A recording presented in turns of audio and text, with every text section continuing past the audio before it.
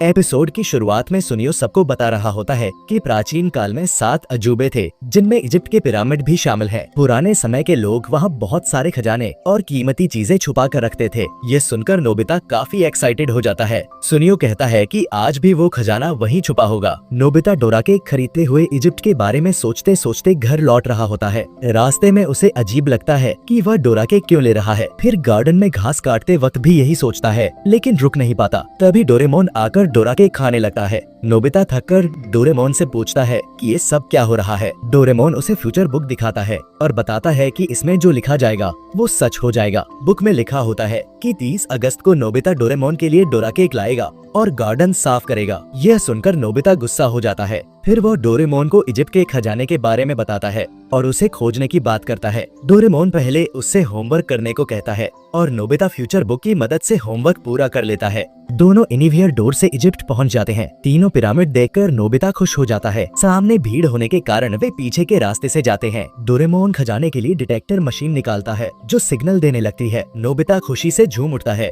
फिर Doraemon solar construction machine निकालता है जिससे जमीन के नीचे एक किला दिखाई देता है। नोबिता चाहता है कि वे मशीन से खोदें, लेकिन डोरेमोन आर्कियोलॉजिस्ट की तरह खोदना चाहता है। धीरे धीरे काम होने से नोबिता बोर हो जाता है और सुझाव देता है कि क्यों न उस समय में चले जब यह किला बना था। वे टाइम बेल्ट से 1000 साल पीछे चले जाते हैं। वहाँ पहुंचकर एक रिंग की मदद से किले के अंदर घुसते हैं। अंदर दीवारों पर खूबसूरत पेंटिंग्स होती हैं। डोरेमोन लिविंग लाइट से एक पेंटिंग को जिंदा कर देता है और खजाने का रास्ता पूछता है। पेंटिंग एक दीवार की ओर इशारा करती है। वहाँ उन्हें एक ताबूत और एक गुप्त दरवाजा मिलता है जिसके अंदर बहुत सारा खजाना होता है। अचानक उन्हें किसी की आवाज सुनाई देती है। वे डर जाते हैं और नोबिता की फ्यूचर बुक गिर जाती है। पास में एक इजिप्शियन बच्चा बेहोश पड़ा होता है। उसके पास से एक गोल्डन बैज मिलता है। वे बच्चे को अपने साथ ले जाते हैं। इसी दौरान कुछ लोग गुप्त रास्ते से किले में आते हैं। पता चलता है कि वही लोग उस बच्चे को कैद में रखते थे, लेकिन उन्हें बच्चा नहीं मिलता बल्कि नोबिता की फ्यूचर बुक मिल जाती है। वे बुक अपने लीडर वेरेवेबू को दे देते हैं जो आदेश देता है कि बच्चे को ढूंढकर मार दिया जाए। नोबिता बच्चा अपने घर लाता है। होश आने पर बच्चा गोल्डन बैज उठाकर हमला करता है, लेकिन कमजोरी से गिर जाता है। डोरेमोन ट्रांसलेशन जेली खिलाता है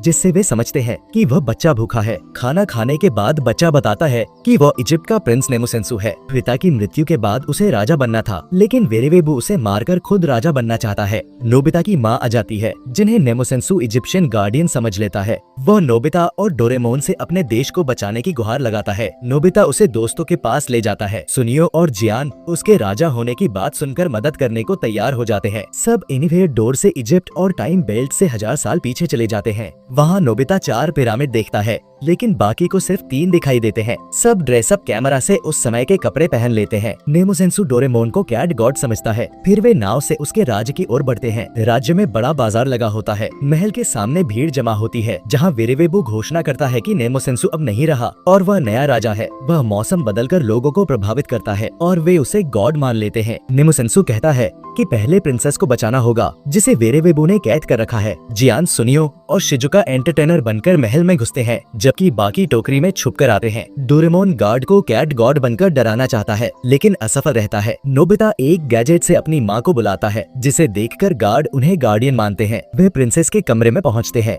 प्रिंसेस बताती है कि वेरेवेबू चौथा पिरामिड बना रहा है। डोरेमोन टाइम टीवी में देखता है कि पिरामिड बन चुका है और इतिहास बदल गया है। एक जासूस ये सुन लेता है और वेरेवेबू को बता देता है। वे जियान, सुनियो और शिजुका को पकड़ लेते हैं। वेरेवेबू फ्यूचर बुक दिखाकर बताता है कि सारी शक्ति उसे इससे मिली है। नोबिता और डोरेमोन को भी कैद कर लिया जाता है। कुछ दिन बाद वे चौथे पिरामिड के सामने लाए जाते हैं। डोरेमोन बताता है कि उसे फ्यूचर बुक के जरिए कंट्रोल कर ये पिरामिड बनवाया गया। वेरेवेबू नेमुसेंसु को मगरमच्छ के ऊपर लटका देता है और प्रिंसेस को रस्सी काटने का आदेश देता है। जियान आग की मदद से अपनी रस्सी खोलकर जादुई रस्सी से गार्ड्स को हराता है। प्रिंसेस रस्सी काट देती है, लेकिन जियान नेमुसेंसु को ऊपर खींच लेता है, जिससे वेरेवेबू गिर पड़ता है और फ्यूचर बुक उसके हाथ से छूट जाती है। नोबिता एक गैजेट से उसे आग में फेंक देता है। पुस्तक जलते ही सारी शक्तियाँ खत्म हो जाती हैं। प्रिंसेस होश में आ जाती है। वेरेवेबू हमला करता है, लेकिन डोरेमोन एक पेंटिंग में जान डाल देता है जो उसे पकड़ लेती है। पता चलता है कि वह पेंटिंग नेमुसेंसु के पिता की है। फिर डोरेमोन पेंटिंग को वापस नॉर्मल कर देता है, जिसमें वेरेवेबू कैद हो जाता है। डोरेमोन ब्रेक दी माउंटेन से चौथे पिरामिड को तोड़ देता है